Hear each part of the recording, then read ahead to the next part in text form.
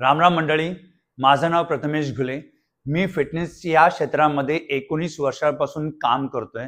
So जे काही मी बोलतोय त्याची काहीतरी व्हॅल्यू आहे। मी फॅक्ट्सच्या आधारावरती, सायन्सच्या आधारावरती बोलतोय। हे माझं ओपिनियन नाहीये। हे जे काय मी बोलतो आहे ते सगळं सायन्सच्या आधारावरती बोलतोय। तर माझ्या बोलण्याला जर तुम्ही नीट इम्प्लिमेंट केलं तर तुमच्या हेल्थवरती फार मोठा परिणाम चांगल्या पद्धतीने भेटेल। चला मग बघूया आज आपण सगळ्यात महत्त्वाच्या मायक्रोन्यूट्रिएंट्स बद्दल, जो आहे प्रोटीन, जो आपल्या भारतीयांमध्ये सगळ्यात कमी प्रमाणात आढळतो। प्रोटीन हा आपण कार्ब्स आणि फॅट पेक्षा आपण एकदम नेग्लिजिबल अमाउंट मध्ये आपण घेत असतो। त्याच्यामुळे हा खूप महत्त्वाचा व्हिडिओ आहे, खूप महत्त्वाचा कंपोनेंट आहे प्रोटीन। त्याच्यामुळे तुम्ही नीट बघा। तर प्रोटीन कार्ब्स आणि फॅट पेक्षा वेगळं काय आहे? कार्ब्स आणि फॅट्स मध्ये असतं कार्बन, हायड्रोजन आणि ऑक्सिजन। तर मग प्रोटीन मध्ये वेगळं काय असतं? प्रोटीन मध्ये वेगळं असतं ते नायट्रोजन। नायट्रोजन हा जो कंपोनेंट आहे हा रिपेअर साठी काम करतो, बिल्डिंग साठी काम करतो। त्याच्यामुळे कार्ब्स आणि फॅट हे फक्त एनर्जी देतात आणि प्रोटीन एनर्जी प्लस गरज लागली तर एनर्जी ही देतं। बॉडी फॅटला आणि कार्ब्सला सगळ्यात एनर्जी म्हणून यूज करतात, नंतर मग फॅटला आणि प्रोटीनला। तर प्रोटीनचं मेन काम बॉडीला एनर्जी देणं नाही आहे, ते कार्ब्सचं काम आहे आणि fat storage form of energy आहे। पण प्रोटीन गरज लागली तर एनर्जी पण देतं, पण त्याचं मेन काम आहे मसल बिल्डिंग किंवा बिल्डिंग काही जे काय आपल्या बॉडीमध्ये आपल्या कट डाऊन होत असतात सगळ्या गोष्टी, त्याच्या बिल्डिंगसाठी प्रोटीन काम करतं। तर आपल्याला 1 ग्रामच्या प्रोटीन मध्ये भेटतात 4 कॅलरीज, म्हणजे सेम ॲज कार्बोहायड्रेट्स। कार्बोहायड्रेट्स पण 1 ग्रॅम मध्ये 4 कॅलरीज देतात, प्रोटीन पण 4 कॅलरीज देतं।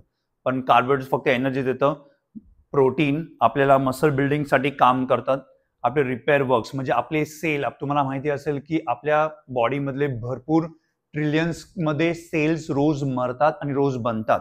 तर त्याच्या बनण्यासाठी प्रोटीन हा सगळ्यात महत्त्वाचा कंपोनेंट आहे।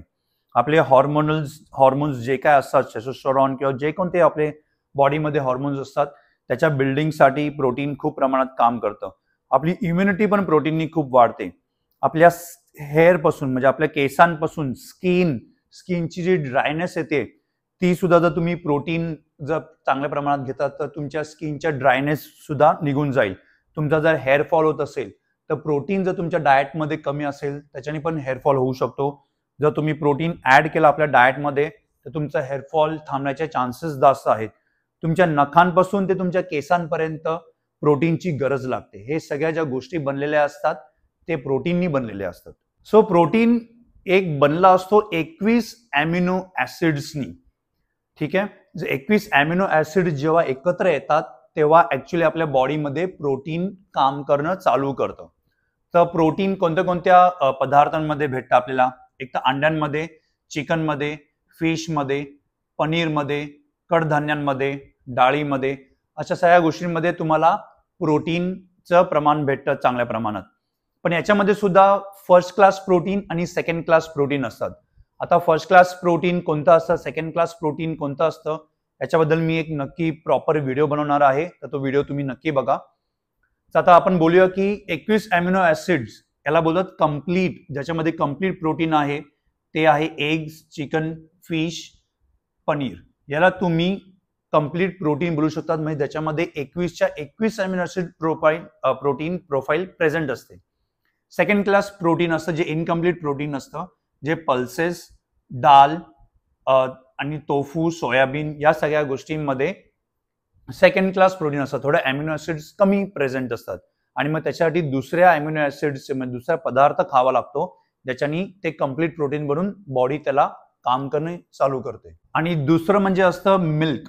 मिल्क मध्ये पण प्रोटीन असतं। मिल्क मध्ये असतं वे प्रोटीन आणि केझिन प्रोटीन। आता वे प्रोटीन याच्याबद्दल मी एक प्रॉपर व्हिडिओ बनवणार आहे, पण आता तुम्हाला थोडक्यात सांगतो।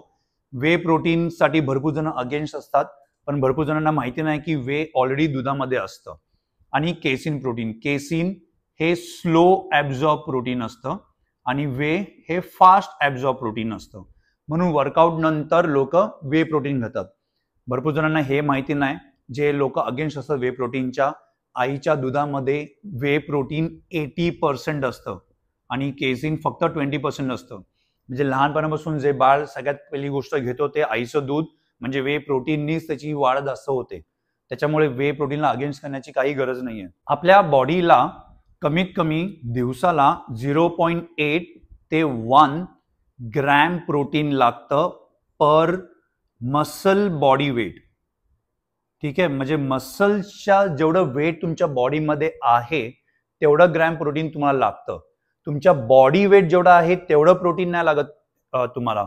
भरपूर जणांमध्ये ही मिसअंडरस्टँडिंग असते की 1 ग्राम पर किलो. असं नाहीये, पर किलो नाही, पर मसल मास. जेवढं तुमच्या बॉडीमध्ये मसल आहे तेवढं ग्रॅम तुम्हाला प्रोटीन घ्यावं लागतं. आणि आता हे कसं कॅल्क्युलेट करावं आणि कोणी किती ग्रॅम प्रोटीन घ्यावं यासाठी पण मी वेगळा एक व्हिडिओ बनवतोय.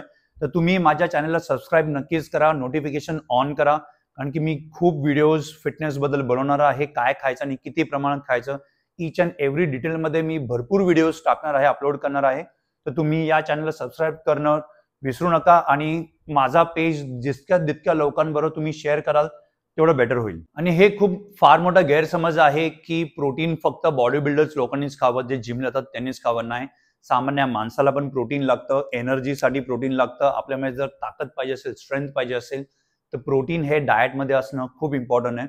तर माझं सजेशन असं असेल की तुम्ही भाज्या, जे मी बोलतो सगळ्यात इम्पॉर्टंट आहे, भाज्यानंतर सगळ्यात इम्पॉर्टंट येतं ते प्रोटीन. तर प्रोटीन जर तुमच्या डाएटमध्ये नसेल तर ते तुम्ही चांगल्या प्रमाणात नक्कीच ठेवा. आणि प्रोटीन नुसतं खाऊन उपयोग नसतो, ते ॲब्झॉर्ब पण बॉडीने केलं पाहिजे. आणि ते ॲब्झॉर्ब करण्यासाठी तुम्हाला वर्कआउट करायची खूप गरज आहे. आणि तुम्हाला माहितीच असेल, मी सुद्धा ऑनलाईन ट्रेनिंग घेतो, वर्कआउट घेतो, तर तुम्ही मला कॉन्टॅक्ट करू शकता. तुम्हाला जर या विषयावरती कोणताही डाऊट असेल तर खाली कमेंट सेक्शनमध्ये लिहू शकतात, किंवा हा माझा डायरेक्ट नंबर आहे 9833730808. तुम्ही याच्यावरती व्हॉट्सअप करू शकतात. मी त्याचा रिप्लाय द्यायचा लवकरात लवकर नक्कीच प्रयत्न करेल. हा व्हिडिओ तुम्ही जास्तीत जास्त तुमच्या मित्रमंडळीबरोबर, नातेवाईकांबरोबर शेअर करा.